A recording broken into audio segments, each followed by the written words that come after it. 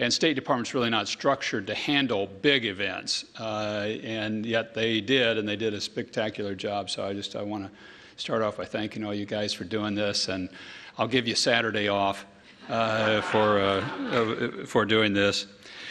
It was two events, civil society religious groups first 2 days, then the state officials the last day. Just to go through some brief numbers, on days 1 and 2, we had almost 900 people attend, 36 panels, 186 speakers, a meeting with the President, Prime Minister, former Prime Minister of Great Britain, Tony Blair, Speaker Pelosi, Representative Wolf, Congressman Smith, and 30 victims from around the world of all different ethnicities and faiths. Day 3, the government day, 106 countries attended. That includes the United States in the count. Follow-up meetings were announced by a number of different countries of where there will be events after this one that will follow on. The nature only be targeted in specific areas. Follow-on meetings announced in Morocco, the Vatican, Colombia, Albania, and Bangladesh. The Netherlands announced a new International Religious Freedom Ambassador, another colleague to be able to work these accounts around the world. And Poland is convening a UN Security Council on August 22nd to remember victims of religious persecution. You heard this morning the Secretary of State announce an International Religious Freedom Alliance and to start a discussion about this international body. The first of its kind ever created to really pursue and push the issue of religious freedom around the world. This is the start of a discussion. It is our announcement to form this. We will now be reaching out to like-minded countries and countries that seek to be a part of this, of how it should be structured, what would be operating rules for it. But we want to move this conversation forward, and we want to do it in a permanent fashion. We believe this is critically important, that this is a global crisis in our estimation, and it requires a global solution. And this is our effort to really put that into place. We think this issue has been ignored far too long, and really too much hand-wringing and not enough movement and handshaking of people, of countries back and forth to say, how do we partner together to get something done in a constructive, helpful fashion. Our alliance is already, that's demonstrated here, broad-based and global. In this town that's so much division right now, we had a crowd that gave a standing ovation to both Secretary Pompeo and Speaker Pelosi. I don't know when that's happened the last time in Washington, but it happened here. And both did were well received by the audience for their statements and their strength on issues of religious freedom. Had an excellent meeting of survivors with the President of the United States yesterday. That was an open meeting, and there were a lot of people presenting really passionate, I should say, cases in front of the President of information and things that have happened directly to them. One of the people that was persecuted, that's a survivor, spent over 3 years in a storage container. That's where she was kept just for her faith. Another lady had the death penalty on her, and they didn't kill her because she was pregnant at the time. And then the world community got word of this, Mariam Ibrahim, and advocated for her, and she wasn't killed, and she and her child are both alive today. So actions by an international community can and do save lives. This may be one of the reasons I'm so passionate about it. As I started out in my Senate career here working on these issues, and got really hooked on the issue of the idea that if we can, in many places and in many countries, just simply give a person a face and a name, you can keep them alive. I remember getting my first call from a staff member when I was at one of my kids' baseball games back in Kansas, and this was a staff member that worked in this issue, and telling me that we got this person's free now that was in a jail in an authoritarian country. And it was just, I was just so happy and ecstatic at the point that we got somebody free. We saved somebody's life today. And there's I guess if I can use the term, an addictive quality to that, so that when you see that, and you heard the Secretary of State say this morning that his best moment as Secretary of State was freeing 3 guys out of North Korea. Most of them there and convicted or held because of their faith. But he's flying home with them.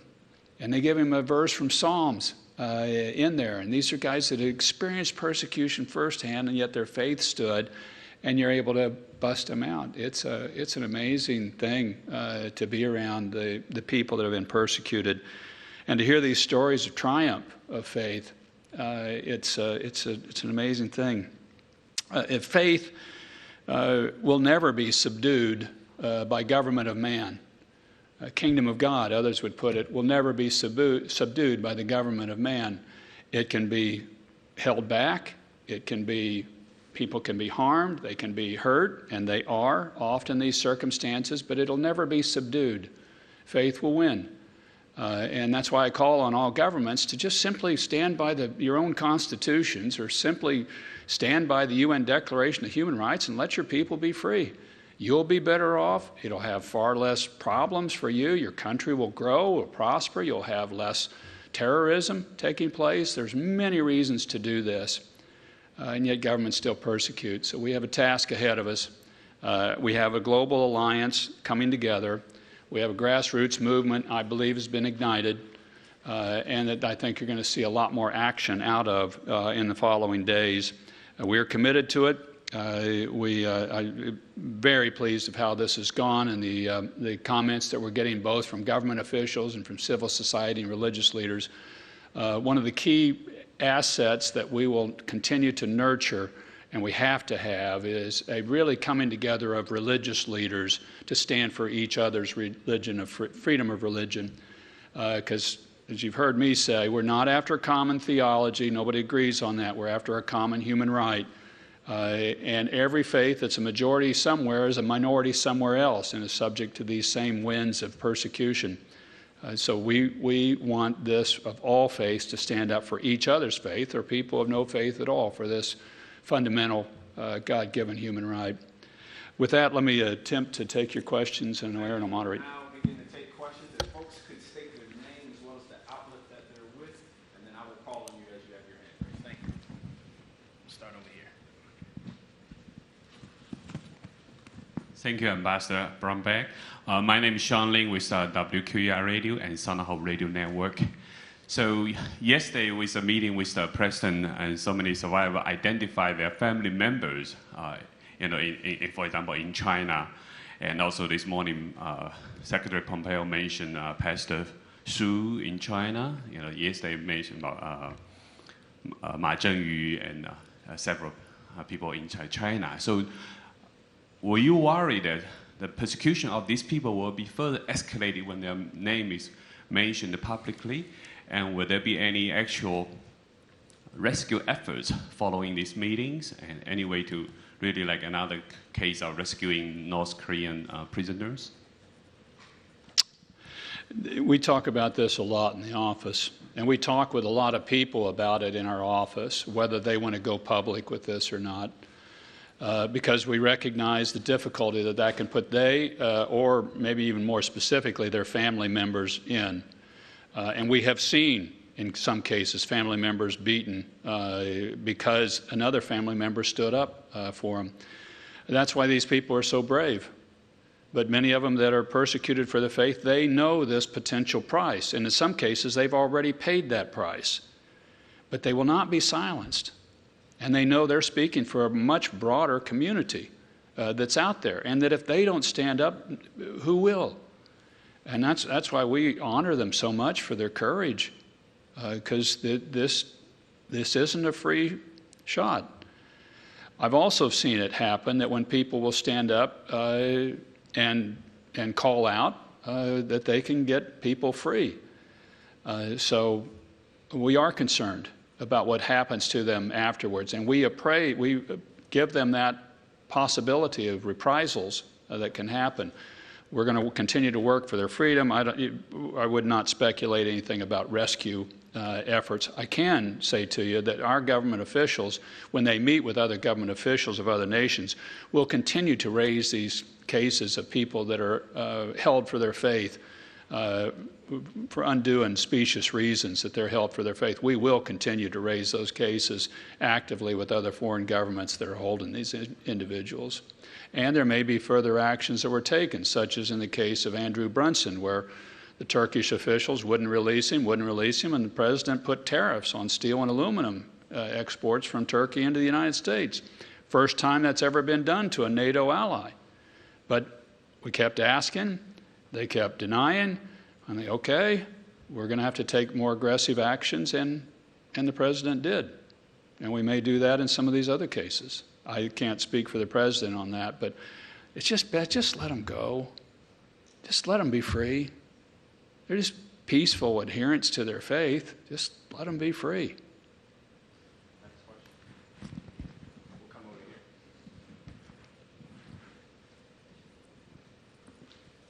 here. Ambassador Brownback, this is Tashi from Radio Free Asia Tibetan Service. First of all, I would like to tell you about the story that happened yesterday at the White House among the survivors, and the Tibetan delegation appealed to the President Trump about the Tibetans' hope and their concern about His Holiness visiting back to Tibet. And this morning, the Vice President talked about the Panchen Lama. So this is now, one of the core issue, is becoming a core issue for the Tibetans inside and outside Tibet. So people are looking up to the United States and the Western, advanced countries to pressure more on Chinese government to get him released. What could you do to get him released out of China and have his, education and traditional rituals freely practiced in the free world? Well, as you know, we're in a very active discussion with Chinese officials now. The issue is centered around trade, but it's not exclusively trade. The Vice President raised this issue today. This has been an active issue, unfortunately, for many years now. He mentioned about the Panchen Lama hasn't been seen for over 20-some years, he and his family. So this will be something we will raise. There's been great concern about this issue, about the treatment of Tibet and Tibetan Buddhism, and of being able to have their leaders freely operate, which they've not been allowed to do in China. The Dalai Lama hasn't been allowed to return to China, so that this is something that should be allowed. And it's a strongly bipartisan issue. This is the first area I started working with Speaker Pelosi on, was the treatment of the Dalai Lama and what was going on to Tibetan Buddhists. That's how she and I started working together, and so she's very interested and focused on this, and of what the party secretary then in Tibet, who has been moved to Xinjiang, Chen Quanguo, has done, of creating this ultra-police state, first in Tibet and then replicating and substantially increasing it in Xinjiang. So we're deeply concerned about those things in a bipartisan fashion, and we're going to continue to raise them and raise them aggressively. We'll come now to the second row, Adele with RNS.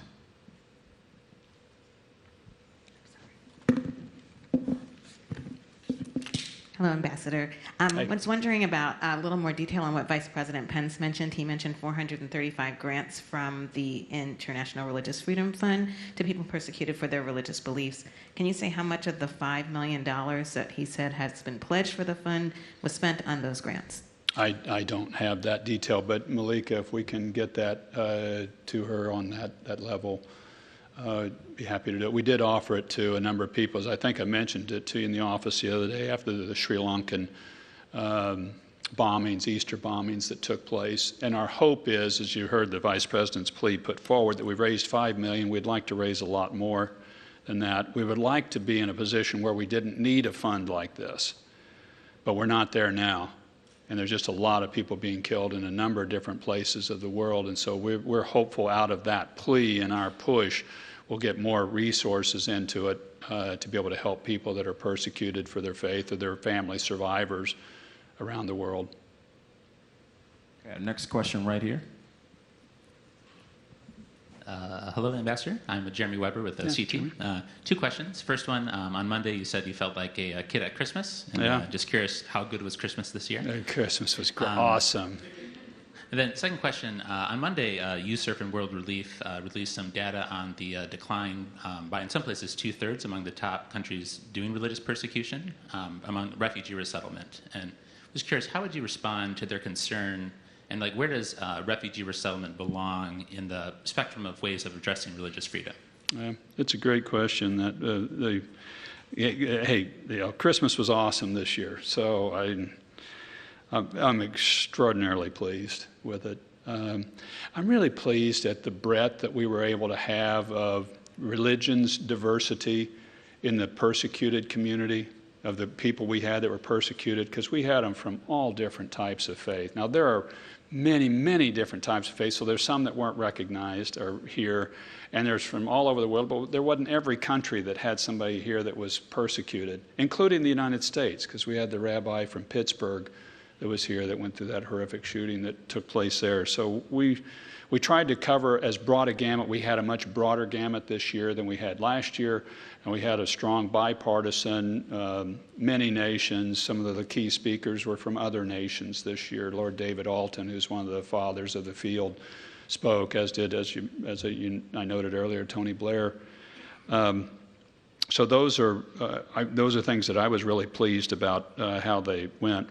Our effort, there's been I wouldn't say, there's not a change, but an addition to a piece of this.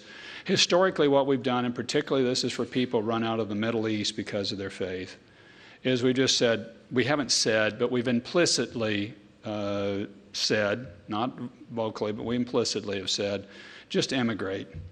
Just go to Canada, US, Europe, and we had a lot of refugees move, and many of them were driven out for their faith. And you saw the Middle East go from 20% Christian population to under 5 now in a period of about 25, 30 years.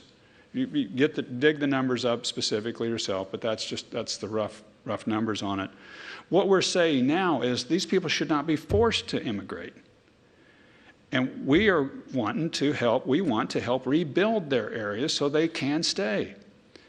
And we're doing that in Iraq. So you've heard about over $300 million put into rebuilding the Nineveh Plains area for Yazidis and Christians to be able to move back. And the Christian population in Iraq itself has gone from over 2 million, 2.25 million to 250,000 since the war began.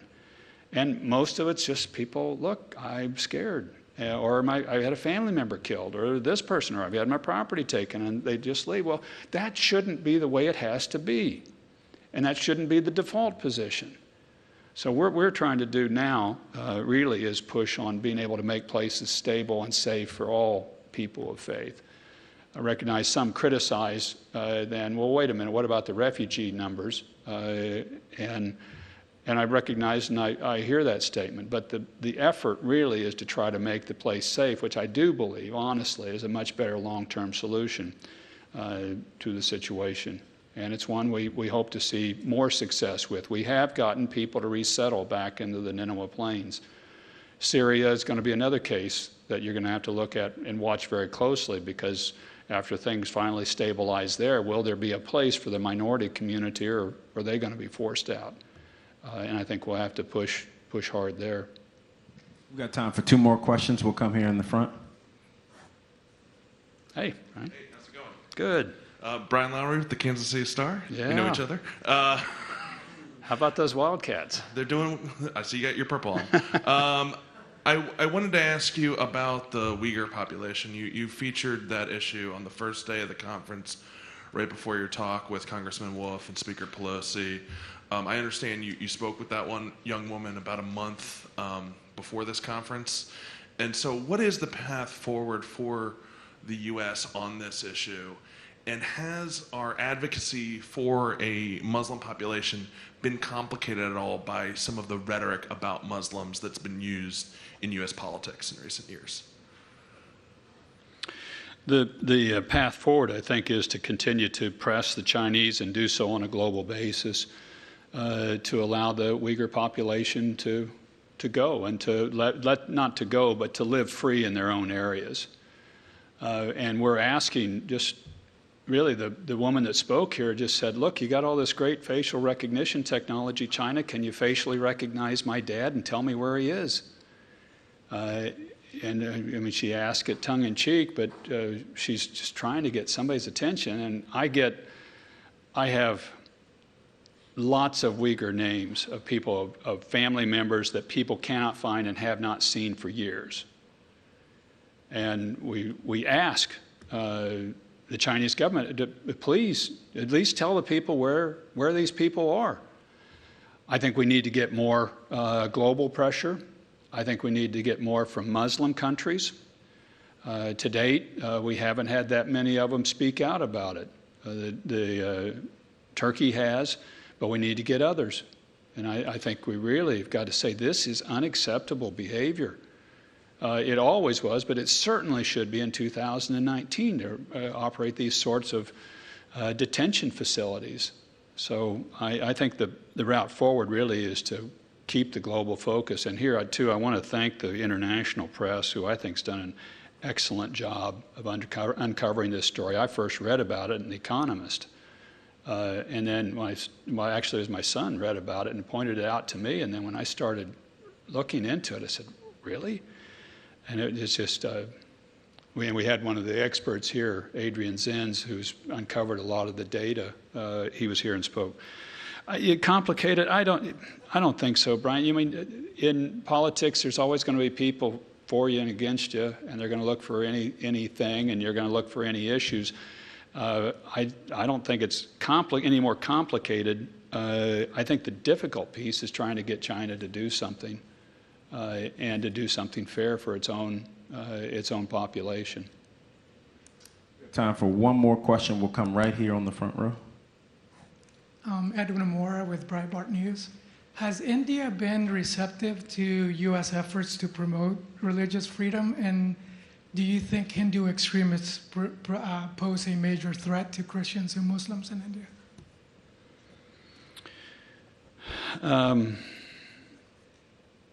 What was the first piece of that question again? India's what now? Have they been receptive to the U.S. efforts to promote religious freedom? I've met several times with the Indian ambassador. Knox Thames from our office went there recently within the last 9 months. It's been difficult. There's a lot of communal violence that's been taking place there. I get regular reports out of India of violence towards their violence to religious minorities, particularly Christians and Muslims. It's in our Religious Freedom Report, and the Secretary went to India, oh gosh, it wasn't a week after we issued that report, and the Indian government wasn't happy about our International Religious Freedom Report, and they said, well, then stop these things from happening. Here's the largest democracy in the world, in India, and not near enough of these cases have been brought to justice. I heard the ADF, one of the ADF lawyers in India, say this morning to the Vice President, she has documented over 90 cases of violence and only 18 cases brought against people. I know in my home state of Kansas, we had a case where a Hindu man was shot in a bar in a suburb of Kansas City. A horrible thing. And he was shot and killed, and another guy was shot, and a local stepped in and stopped the gunman. But I forcefully stood on that, against that, and I said that we condemn this violence. We are going to prosecute this individual that did the shooting to the full extent of the law. We're going to try to do what we can to provide support to the family. I met with the gentleman's deceased wife. It was a terrible thing that happened. But these things, when they happen, it does matter how the government responds. And you need to respond aggressively in saying, we will not tolerate this, and we are going to prosecute this to the full extent of the law. And that's much more what we want to see the Indian government do in these cases, and they should do it. So if they're not happy with our report, which they're not, then I think they really need to step up and do more in this area.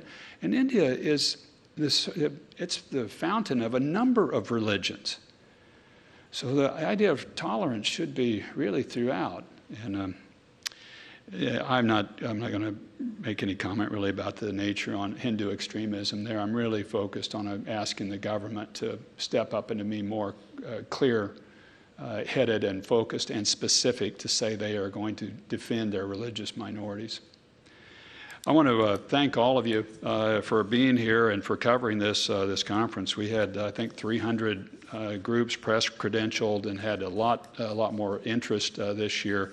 And then watch as we move some of these topics on forward, both in the grassroots and at the governmental level. We hope to announce and show a lot of progress this year. Thank you very much. Thank you. That concludes our press conference for this afternoon.